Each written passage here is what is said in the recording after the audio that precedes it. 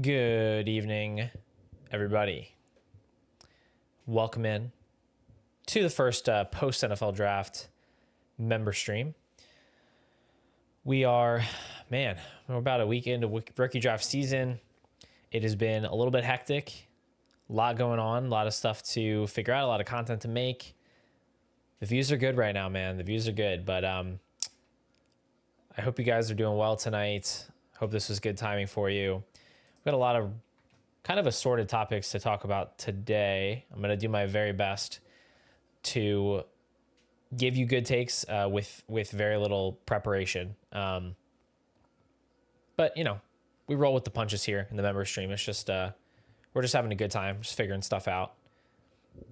I know T-Hum and Frailster here in the chat because I got roasted for being late. I didn't have the software pulled up for the chat yet, so can't put them on the screen, but I know you guys are watching. I know you're out there. Hopefully some more will come rolling in shortly here.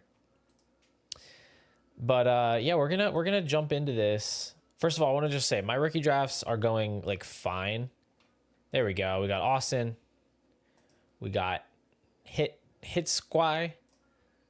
Whatever that means in the chat. What's up, boys?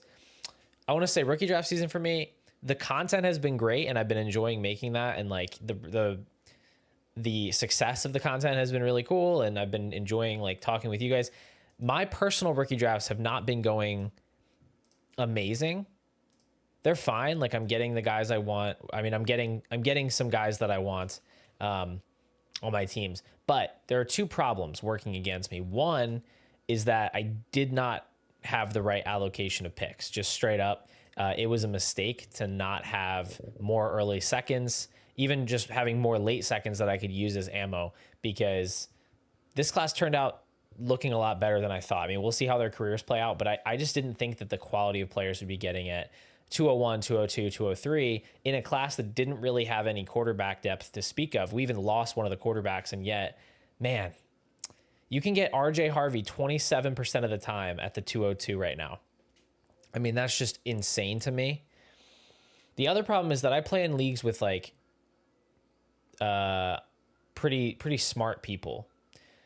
Like not all my leagues, some of them are really stupid. I talked about the league where the guy traded Travis Hunter away for Michael Penix and 210. So I'm not saying they're always smart, but for the most part, I have people that are pretty sharp. I've seen Travis Hunter go 102 or 103 in a lot of my my leagues. Haven't really seen him fall very often to 4 or 5 in mine. You know, haven't seen him fall to 10 like he did in Theo's league. Haven't really gotten values on a lot of players. I'd say so far my best value picks. I got Tet McMillan at the 106 in a points per carry league that only has 2 wide receiver slots. So it's like, you know, wide receivers devalued, but I did draft that. I did get that pick in the startup after like Higgins was off the board, after Odunze was off the board. So that feels like good value on Tet. I got myself an RJ Harvey at the 202. I got a Tootin share at the 209. I did get Kyle Williams at the 311 in a pre-draft rookie draft. Grabbed a Jarquez Hunter at where did I get him? 409 in one league. I've gotten some values, but like nothing crazy. And I'm just a little jealous. I'm just gonna come out and say I'm a little jealous at some of the picks that some people are making. Now I do have like at least like 12 more rookie drafts to go, but I know I don't have a ton of picks in some of those. So we'll see what I can do. Doesn't feel like the early seconds are great each year around the rookie draft, and then those players are usually not very valuable. I don't know. I don't think that's true every year. Like 2 years ago, I definitely didn't feel that way. 2 years ago, you had like Zach Charbonnet, Kendre Miller, Devon Achane was a hit, but there were like a lot of like really gross players going in that range 2 years ago. And then who was it last year that was going there? Oh yeah, 2 years ago it was like Michael Mayer was going there. Who was going there last year in the early second? It was Knicks, it was Brooks, Ladd. So I mean, last year it was pretty great. Like in general, it was pretty great last year. It really fell off quickly because then you got into like Benson and Leggett and Pearsall and Mitchell and all that. So it fell off quickly. And I'm not saying all these guys in the second round are going to hit, but just like objectively, the profiles that you're getting, early second round, Luther Burden to the Bears with Ben Johnson, that's just objectively good value. Getting a first rounder in Matthew Golden, an early declare first round wide receiver to be Jordan Love's wide receiver one, objectively just a great second round pick. I wouldn't want him in the first, but like the fact that he's being pushed to 202, 203 is I think that's crazy good value for what you could get those picks for. That's the thing, is what could you get those picks for earlier in the offseason? You know, I miscalculated big time. The one video, if honestly, like if I could just go back and delete it, honestly, the video where I was talking about trading away late firsts for like George Pickens, Josh Downs, I just miscalculated, to be quite honest with you. I did not think that these profiles, these landing spots were going to come through the way they did. And ultimately some of these guys are going to bust, but right now it's looking pretty good. Nate is here with a toot, no crash outs yet. All right. So let me see here what I have pinned. Our boy Austin, probably doing his chemistry homework right now. He said what to do with teams that are very top heavy and have great starting lineups, but my second best bench player is like unstartable. I find it really hard to split up players, and I have a lot of teams like this. Yeah, so I've found myself in this position too, and I guess it's about time that I come up with a way to deal with it, because I really don't think that I deal with it super well either. And one team for me actually comes to mind that I was going to pull up. So this team right now, let's see, it's a start 11 league.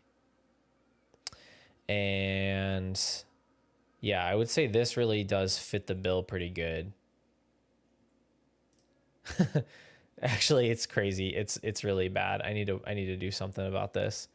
All right, so my team is Justin Herbert and Trevor Lawrence and Jackson Dart at quarterback, Saquon and Genty and Connor at running back, Jefferson, Adams, Downs at wide receiver, Brock Bowers and David Njoku at tight end. So pretty stacked in the starting lineup.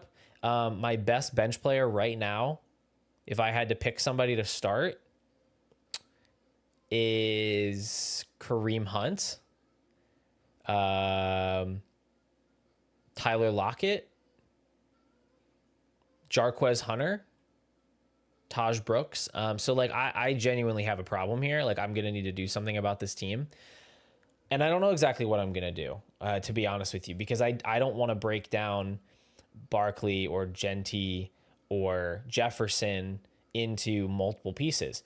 I think a couple things I could try to do here, and obviously these would apply to other teams as well, is like I could try to take Justin Herbert and tier down to a lesser quarterback like a Baker Mayfield and add a first, and use that pick to add some players. I could sell Barkley. If I was going to sell one of my top players, it would be him. But it is tricky when you get into these top heavy situations, and you don't want to start dipping into next year's picks, because yes, it's a strong starting lineup, but that also makes it shallow, where one or two injuries could really derail things. Yo, Chris, what is up, my friend? Welcome into the stream. Any plans this weekend, you say? I don't know if this is like in reference to something. Am I supposed to have plans this weekend? My plans include trying to finish the rookie fades video tomorrow, and then mowing my lawn, and then packing, because I'm going on a school field trip to Boston on Monday. So those are my plans for the weekend. And then I'll be gone for 3 days in Boston. All right. So anyway, that's what I would say is like take the assets that you think are maybe the highest valued, but also the least likely to provide like a league winning type season. So for me, again, that's Justin Herbert.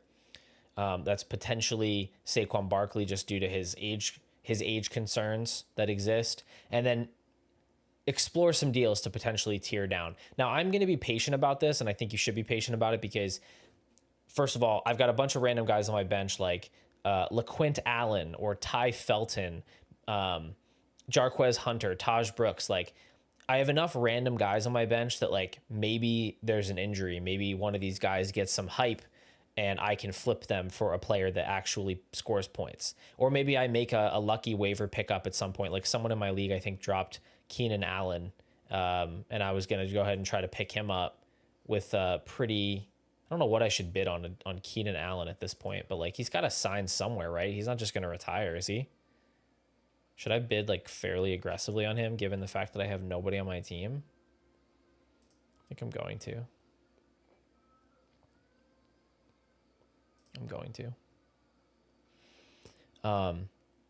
Anyway, so that's how I would handle that. We had a couple questions from Maximilian, who I could be wrong. I feel like I haven't really seen him in the streams, but I have to assume he's watching them. So, oh, I missed a couple people here. T-Hum, what's up with the Pokeball emoji? Love it. Yella says I'm here, but with no sound. Sorry about that. We don't have subtitles here, unfortunately. So hopefully you're really good at reading lips. Chris says favorite rookie draft haul so far, maybe just a favorite pick / value / trade you had. I do have some planned stuff. I was actually just lamenting about how my drafts haven't been terribly exciting so far. The good news is I usually manage to like wiggle my way into more shares of these players over the offseason or early in the season. I'll go ahead and jump on them before they break out. But yeah, I mean, I don't really have anything crazy. I got Harvey at 202 in one of my leagues, and that league was probably my favorite rookie haul in total, because I had a lot of picks coming out of the startup. I got Hampton at 102, and this is a this is a 0.25 points per carry league. So I did take Hampton at 102 over Hunter. I got McMillan at 106. I talked about that. Egbuka at 110, and then getting Harvey at 202 in a 0.25 points per carry league felt pretty great. I got Terrence Ferguson at 210. It's also a 1.75 tight end premium. So Ferguson 210, Jalen Knoll 304, Io Manor 309, DJ Giddens 401, Orandre Gadsden at 410, and then I took Isaac Tesla at 411. Probably should have gone with another running back there, but that was the rookie haul. Probably my favorite draft so far. I really like that team, actually. That team is really coming together. I think it's going to be a good one. I've got Jaden Daniels.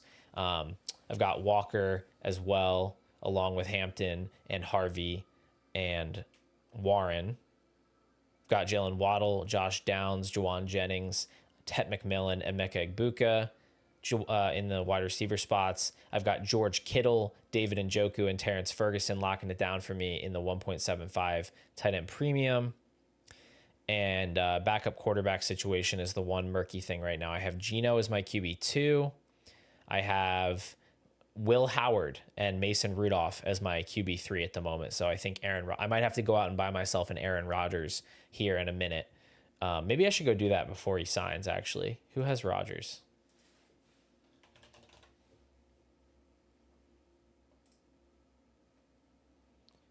Who has Rodgers? Okay, this guy doesn't even need Rodgers. He's like his QB4. Oh, I have Daniel Jones too. That's nice. Maybe I just send out... What should I send out for Aaron Rodgers, since I have Will Howard and Mason Rudolph already, and I don't have a QB3? That's the question, guys. Thank you for making me feel better. I appreciate that. I'm very excited about that Harvey pick. And there's Maximilian. Welcome in. Did you have a different YouTube name before? Oh. Yeah. That was all the letters. Okay, perfect. Well, now we're all set here. I do have some. Oh, I have some extra 2026 picks here too. This is actually like one of my favorite teams, I think, already. This team kind of rocks low key.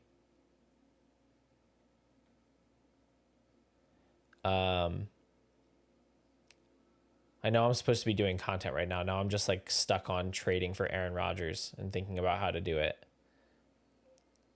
I wonder if I could send Alec Iomanor. I'm totally fine to send Iomanor in a 2 wide receiver league and a 2026 third. Let's see if that gets it done. I'm just going to give it a try.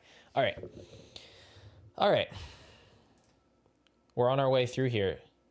Nate, go send me a team review. Go ahead. Discounted for members only.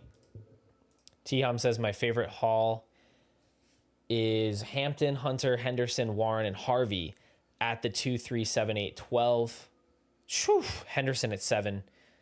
Absolutely beautiful. 1.0 tight end premium, Warren at 8. Beautiful. That's a great one. That's a great draft. All right, Max asked, to what extreme should a competitive team fade tight ends in a non-tight end premium league? For example, if Bowers and McBride aren't available, I feel like completely fading tight end in this rookie draft, even though I agree one of Loveland or Warren should be tight end 3 in Dynasty. Yeah, I mean, that's pretty much my approach. Outside of like super high value teams, I'm totally fine punting tight end in a non-tight end premium format. They just have such a hard time putting up difference-making production, especially if it's half PPR. If it's half PPR, they're like legitimately worthless. In a regular PPR, non-tight end premium, I'm definitely bumping down everybody you could see in my rankings. I would bump them down at least a tier. And I mean, really, you're just not going to see those guys make a big difference. And so the reason especially I would fade them is you're never going to flex those players. So like, you don't want to be rostering like TJ Hawkinson and George Kittle in a non-tight end premium because you're not actually going to want to play either of them in the flex. In a tight end premium, you can get away with it because they're going to put up like wide receiver, low end wide receiver 2 type numbers. But yeah, I'm totally fine fading them. If you have a super high value team and it's like the cherry on top, you can go out and get yourself, even if it's not a Bowers and McBride, but you can pay up and take a Loveland or a Laporta or something. That's fine. It's just not going to be my priority at all, because for most of these guys, you're just hoping they catch a touchdown. I did end up drafting Colston Loveland in one of my non-tight end premium leagues because he fell to the 203. I was actually hoping for Matthew Golden, which is a weird feeling. I traded down from the 112 to the 203. And I did a 2026 second, third round swap, which I think was the right thing to do. Like Caleb Johnson ultimately went 112, and then it went Warren Warren was gone. Dart went 201, and then Golden went 202, and then I got Loveland at 203, non-tight end premium. I think that was fine to make that swap. But obviously, again, not prioritizing them. Scotty says, 100 men are handling that gorilla. Back me up here, Paul. I think that the people could win. I really do. I mean, I understand weapons are helpful, but like, I don't know. I'm not qualified to handle this conversation because I guess I just don't know how big these gorillas are and how strong they are. Like, there is a logistical issue. You can't really have 100 people attacking at the same time. And like, how are you hurting the gorilla? Like, punching it in the face isn't really going to do anything to it. So I don't know. That's a tricky one. Max also asked, hopefully I can call you Max, the impact of competitiveness and roster balance on rookie tiers, more for less active leagues. For example, would you ever take Judkins over Ward when Ward would ride your bench and maybe can sell during the season if someone becomes very needy, and Judkins would slot into a flex? Okay. So the caveat of a less active league does make this a more compelling question, because in general, like, I would just never take Quinshon Judkins over Cam Ward, to be honest with you. I don't see them in the same tier at all. So with it being a less active league, that's tricky. Like, if you're saying Cam Ward hits, right? Like, if Cam Ward hits as a quarterback, the thought that you couldn't trade him for a much better running back or like a haul of picks is kind of a foreign concept to me. And honestly, if you're in a league that's that inactive, I just don't even know if I see the point. Like, yeah, Ward would be riding your bench. Maybe you can't sell him during the offseason for a big upgrade, but you can go into the season with a lesser running back room. You know, you can go out and get somebody cheap, like a Tony Pollard or something, and just roll with that guy. And you can wait until the season comes, because I just feel like at some point someone's going to want that quarterback. I don't know. Personally, for me, I don't care how inactive the league is. I'm not going to be taking Judkins over Ward. I definitely think when you're talking about a closer tier break, like if you have absolutely no tight end and a tight end premium, it's like, can I take Tyler Warren over Emeka Egbuka? For sure. You can totally do that. Can you take him, can you take Tyler Warren over Judkins? Yeah, for sure. Could you take Harvey over Egbuka if you really needed a running back in a less active league? I think that's fine. If I have them in the same tier, I'm not going to make a fuss about it, but that's too big of a jump for me. I would take Henderson. I think you could take Henderson over Ward in that league if he's there, but not going to take Judkins, assuming it's a regular type of league. Chris says you put 10 people on each of the gorilla's arms, and then you have heavy people jump up and down on the joints. I don't want to get too, you're supposed to say graphic. I think you meant to say graphic, but you can definitely suffocate it. That's crazy, dude. You've thought about this way too much. Nate says, like when man number 58 uses his sharpened arm bone to stab the gorilla in the arm. Yeah, that's crazy. This is such a weird thing to have taken over the internet. Okay, Austin also asked why I dropped Kyler Murray and how I rank non-elite quarterbacks versus players at other positions. I hate when I get questions about how I do the rankings, because it exposes that the way that I do the rankings is mostly just based on vibes. And I mean that loosely. Like, obviously I'm just so deep in the dynasty stuff that, like, I'm pretty aware of how these players score, what their peripheral numbers look like, what their situations are. So I'm not saying it's based on nothing, but I don't have like a mathematical formula for how I do it. And so I really do.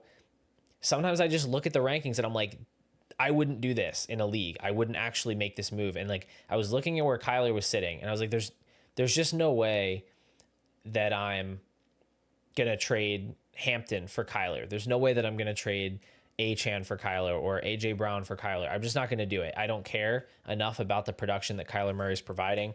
I think that we may have lost the Kyler Murray of old. If we look at his player profiler, right, he's had 6 consecutive QB1 seasons for sure. However, when we actually look at those seasons, he had 24.4 points per game in 2020. He had 22.2 in 2021. He's been at 18.9, 18.9, and 18.1 in the 3 years since then. So he hasn't really been giving you that like top tier production. Kyler finished QB7 in 2023. He didn't have enough games to qualify, but he would have been right around like 9 or 10. 2024, he finishes QB12 in points per game. I think what we're looking at here with Kyler is like just not necessarily a special quarterback. His career high in passing touchdowns is 26. Career high in passing yards is 3,900. Both of those came in his second year. Hasn't gotten back to that ever since. His rushing is fine, but it's not on the level of a Lamar, Hurts, Allen, anything like that. He ran for 572 yards and 5 touchdowns in 17 games last year, which is good, but again, it's another level below. And for him to really provide that high-end points per game production that you're hoping for, he really does have to take a step as a passer. And I feel like going into year 7, I'm not really banking on that happening anymore. And so really what you're getting from Kyler, yeah, he has a pretty high floor, but he doesn't offer you much of a ceiling. And so like realistic ceiling, more not more so than you would get from like someone like a CJ Stroud or a Trevor Lawrence if they just had a touchdown rate spike. It's not really any different than that. So I think he deserves to be valued more so with those guys than he does with the tier above. I'm just pulling up the quarterback rushing metrics here in the data suite. Yeah, so Kyler finishes 4th in rushing yards, but he's not that far off from Hurts in terms of yards, but obviously Hurts adds so many more rushing touchdowns. Sorry.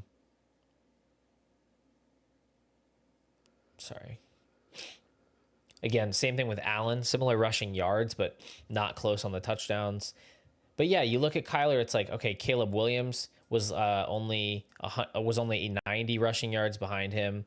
Bo Nix was only 110 rushing yards behind him.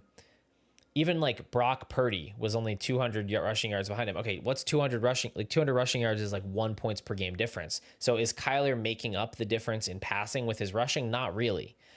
So really what it comes down to for me with Kyler Murray is I view him more so in the scoring range of Trevor Lawrence, Jordan Love, Brock Purdy, Baker Mayfield. He just does it a little bit differently. His passing is going to be a little bit lower. His rushing is a little bit higher. But ultimately, for any of those quarterbacks in that range to really give you a ceiling type of season, they need to have a spike in passing production, mainly passing touchdown production.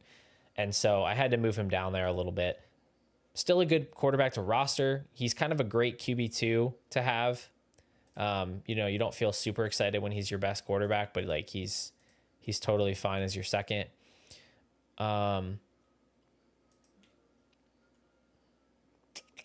Yella asked about the Caleb versus May disconnect. Yeah, this is kind of a bit of a disturbing realization for me.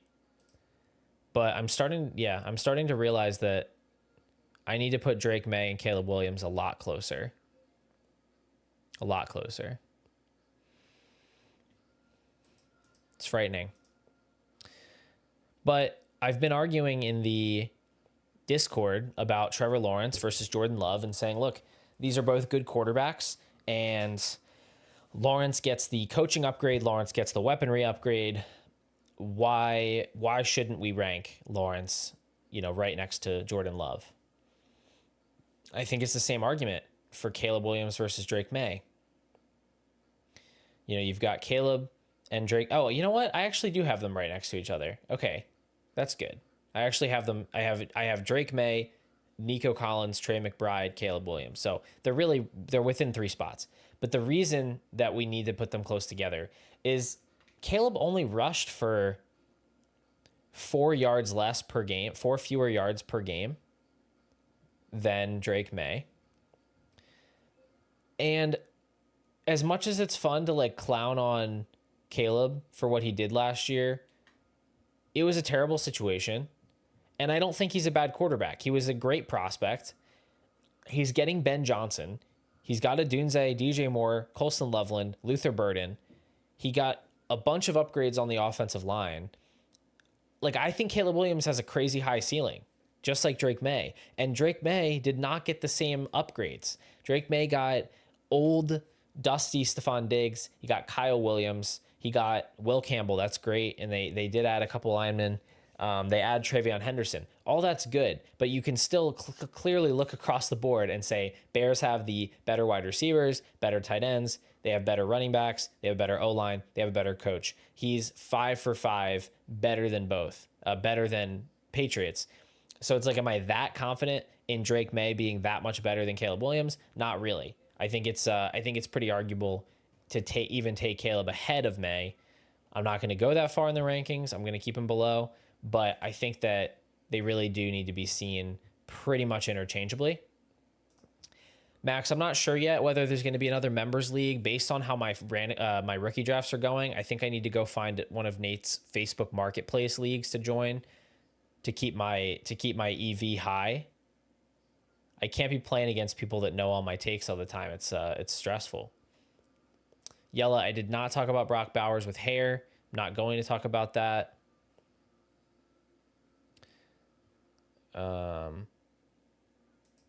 Max says my Caleb share is loving this talk. Yeah, I mean, this is not an anti-May take at all. Like, I love Drake Maye, and I'm not moving him down. I have him one spot behind Ashton Genty. I'm just saying Caleb needs to be right there with him. That's kind of the point. So I am a fan. I am a fan of Mr. Williams as maybe a buy. We'll see. I don't know how different their value is. In fact, it's possible Caleb is actually still going ahead of him. Since April 24th. That's really random. Why is it set to April 24th? Let's change that. It's not that many startups. Okay, 400 startups since March. Caleb's going 207. May is going 211. Okay, so Caleb's actually still valued ahead of him, so it's not like there's really any action here. There's no action point to this. Just needed to update my priors on what I think about Caleb Williams. And Max did have one more question. I'm going to answer because he's here. He's hanging out. He's doing his thing. Does dynasty value matter? Dynasty value in quotes matter for backup running backs. Should I really care that Braylon Allen is RB41 on keep trade cut when he's in a three-way backfield split? I feel like the worth of a non-starting running back is their situational ability to provide spot start value, not a guy that flashed talent in a three-way backfield. Yes and no. I agree with your specific example here of Braylon Allen for sure. I definitely agree with Braylon Allen being overvalued because, quite frankly, he actually wasn't that good last year. His metrics all like fell off a cliff after a couple of decent games. I didn't think he was that good coming into the league. I don't think he's that good now. I think Isaiah Davis is possibly better than him. But at the very least, the Jets like both of these guys. And if Breece Hall was to go down, I have absolutely zero faith that Braylon Allen would be a workhorse. I have him higher in the rankings because I do think he would probably get more touches than Davis. And I think, obviously he's valued higher by the market. But him specifically, I don't get the excitement about Braylon Allen at all. There's tons of other handcuffed guys I would much rather have. As far as should you care about the dynasty value, I mean, you should care about what the market thinks of them in terms of trading them, right? Trading them away, trading for them. You shouldn't just sell Braylon Allen to sell him. He has value, and there's no reason to sell him for like a random 4th round pick. But at the same time, if you can go get a different handcuff for with a plus on top, you can totally do that. If you can re-roll him for like an early 3rd round pick, totally would do that. For me, yeah, I'm looking at what guys have the opportunities to score a lot of points. And if they get the opportunity, even if it's a little bit hard to see, what's the payoff? With Braylon Allen, what is the payoff, right? He has to beat out Isaiah Davis, even if there's a Breece Hall injury. And then what does he win? He's a 2-down running back on the New York Jets. What do you win there, right? Like Jarquez Hunter, yeah, he has to beat out Blake Corum, and then he needs Kyron to get hurt. But if that happens, he's probably going to be an RB1 in fantasy every week. That's not the same. Like, there's no world where I want Braylon Allen over Jarquez Hunter. Like, not even a little bit. You look at, obviously, like Tyler Algier, great handcuff spot. You look at, who are some of the other really good ones? Even someone like Will Shipley, I feel like, is more interesting to me than Braylon Allen because the Eagles brought in what? A.J. Dillon. That dude is beyond washed. Didn't draft any running backs. Shipley showed some juice last year. Had like a 50-yard carry in the playoff game where we were winning by so many points. They put him in against the Commanders. Like I feel like I'd just rather have Shipley. Like if Barkley goes down, Shipley's stepping into a much better situation. So yeah, I think sometimes we see these backup running backs get juiced up for no reason. And Braylon Allen is definitely one of those guys. I agree with Chris. Jordan Mason, much better bet than Braylon. I do think that he's going higher than him, but I do like Jordan Mason a lot, for sure. So hopefully that helps. And then we had from Angus, are there any specific places you feel that the dynasty market is still quite exploitable? A couple examples could be how willing managers are to throw seconds around like candy, and then seeing how valuable they become before rookie drafts, or how valuable the perceived security of unproductive vets are as it relates to the age-old question, should you roster Zay Flowers? Angus is pretty sharp, man. I think he should be on here hosting this thing because he has some really insightful comments. I do love that point about managers throwing seconds around, like Candy, like me having 11 2025 seconds by the time the draft rolls around.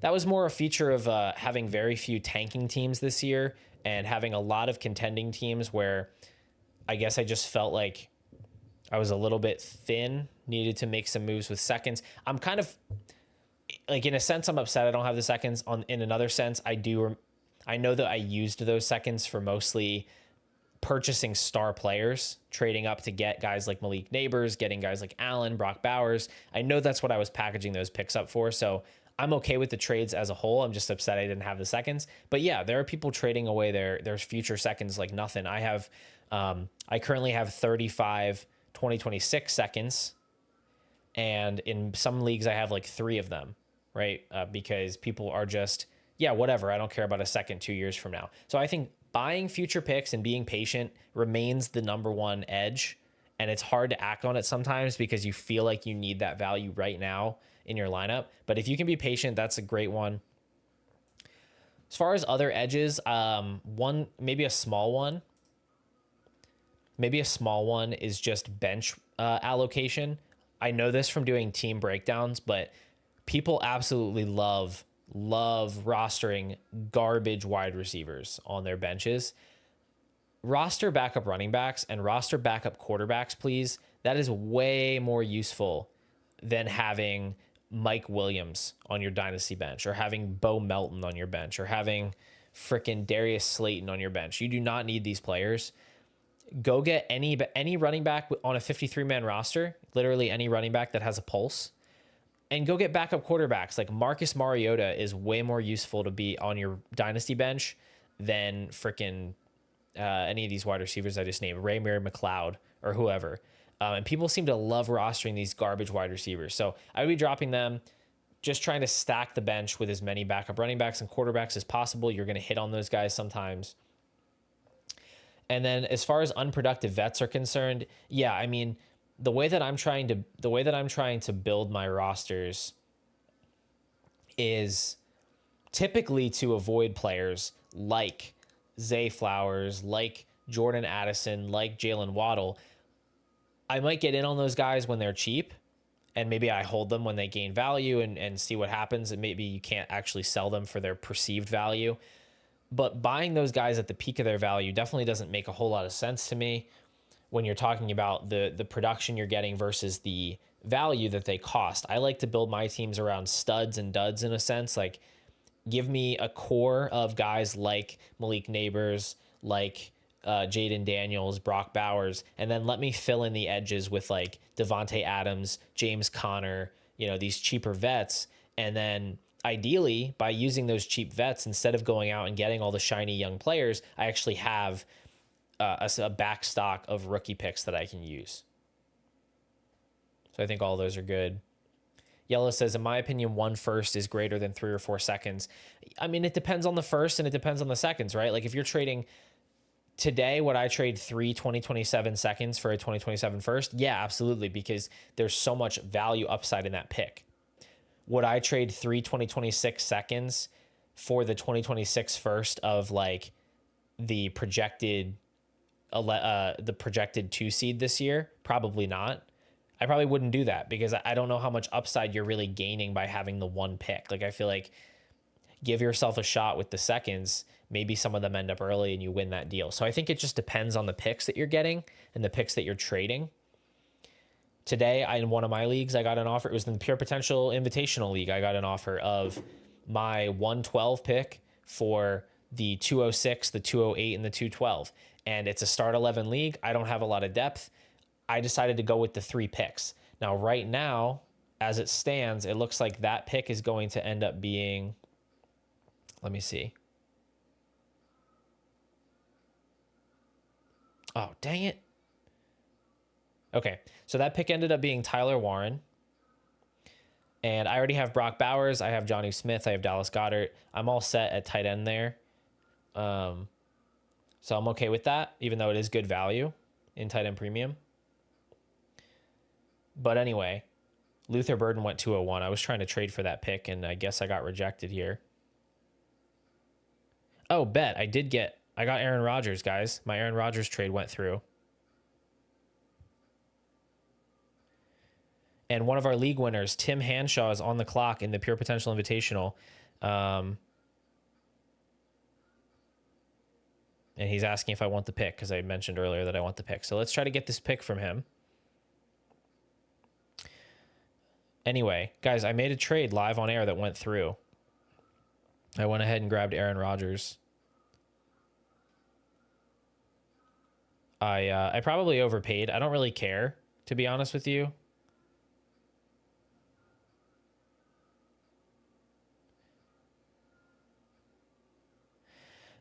The thing about Alec Manor is like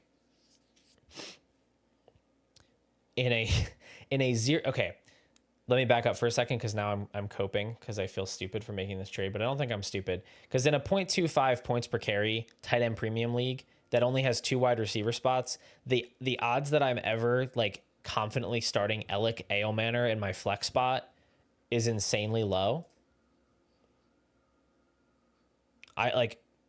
It's possible I would have just dropped him later in the offseason. So I'm totally fine with making this deal. I traded an extra 2026 third away. It's fine. I now have the Steelers quarterback totally locked up. So I'm totally fine with that. Even if Rodgers retires, whatever. At least I know for a fact I have all of the Steelers quarterbacks. So I have a QB3 in this league now. But anyway, that was the situation there. Got that deal done. I got to keep an eye on this Pure Potential League because I don't want to miss out.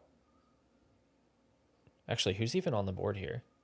So 202 on the board. Okay, Jackson Dart is here. Matthew Golden is here. What should I send for this pick? Is anybody watching right now in this league? Let's see. I don't know how many of these people are members. This was from last summer. Other than Tim, I don't know if any of these people, I don't know if any of them are members.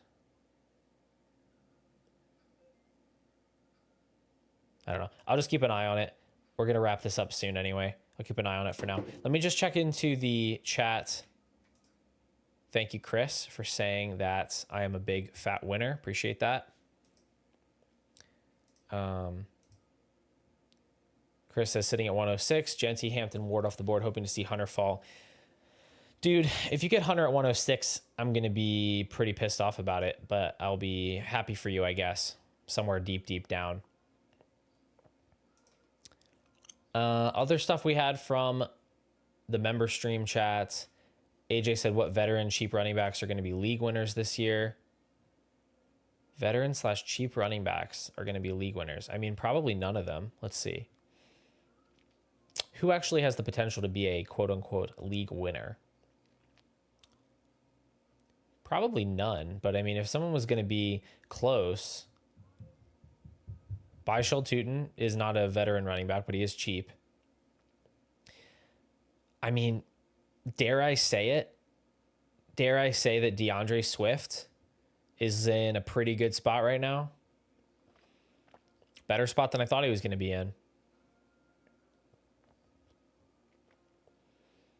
I mean, I think Aaron Jones is going to come out and just be like sneaky good again.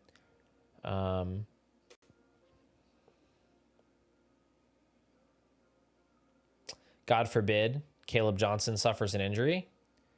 Jalen Warren's season is back on. Looking further down, I mean, I don't know. I just don't really see anybody. I don't really see anybody like DJ Giddens. You know, Jonathan Taylor gets a high ankle sprain in week 12.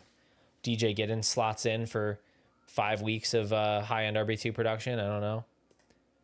Definitely not Brian Robinson or Brain Robinson. Neither of those guys are going to be league winners. That dude's absolute ceiling is 12 points per game. Maybe Jordan Mason. I mean, Jordan Mason, just like Aaron Jones, good spot. Either one of them could end up being the guy. I don't really see Mason like overtaking Jones, but if Jones was to get hurt, then sure. Yella, are you on the clock right now? Because if Hunter's there, I'd be a little bit greedy. Well, actually, I mean, Hunter or Hampton. I'd rather just have Hunter or Hampton, to be honest with you. But I guess if you got like if you're getting like mid-second or better, or maybe, yeah, earlier mid-second, I guess you got to do it.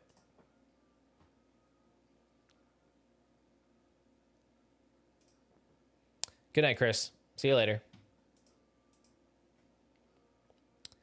All right, we are getting to the end here. Austin asked if I could talk about his trades. He has a couple trade backs here, or trade ups here. One league he traded up from the 108 to the 104 for 2026 seconds.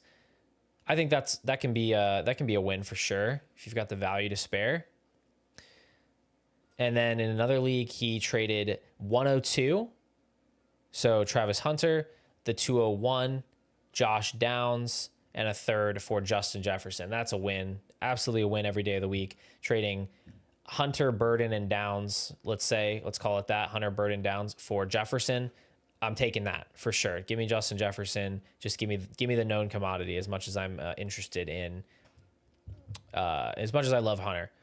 Interestingly enough, the guy he traded with has Justin Jefferson as his profile picture, so I'm kind of surprised that went down. But anyway, that's gonna do it for tonight, guys, because I'm tired. I got to finish the fades script. I got to do a breakdown possibly, and I got to go trade for Tim's pick. Yella, I told you in this league, you're staying put at 1, 2, 3. You've got plenty of value. Just take Genty, Hampton, Hunter, and you're all set.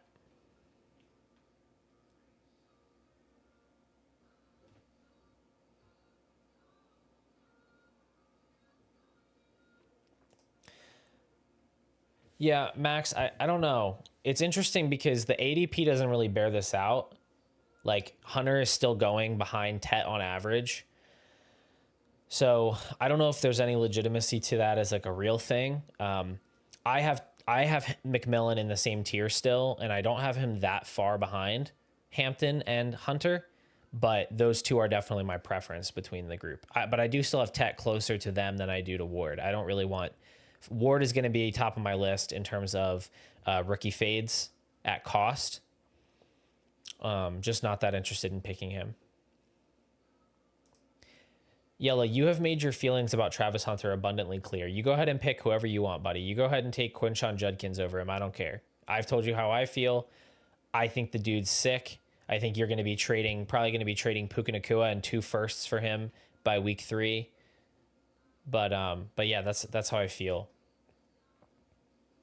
Anyway, that's going to do it for us, guys. I'm going to get out of here. I appreciate you all stopping by.